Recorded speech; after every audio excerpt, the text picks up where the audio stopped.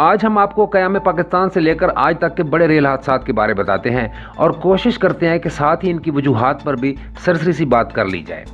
नाज़रीन, यह दिन था 21 जनवरी 1953 का, जब जहांगीर के करीब लाहौर से कराची जाने वाली ट्रेन पटरी से उतरी और इसमें आग भड़क उठी, जिसमें 200 अफराद अपनी जान से हाथ धो बैठे। क़याम पाकिस्तान के बाद ये पहला बड़ा हादसा था।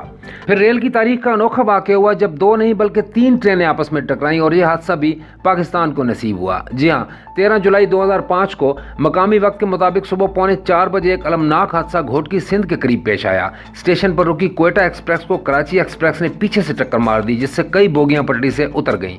उसके बाद मुखालिफ समत से आने वाली तेज गाम उनसे आ टकराई, जिसमें कुल 17 बोगियां ट्रेन की तबाह हुई, जिनमें 3000 से ज्यादा मुसाफिर सवार थे, जबकि इस हादसे में मरने वालों की तादाद 130 से ज्यादा बताई गई। उसके बाद 2 जुलाई 2015 को दोपहर 12 बजे गुजरांवाला के इलाका जाम की चट्टा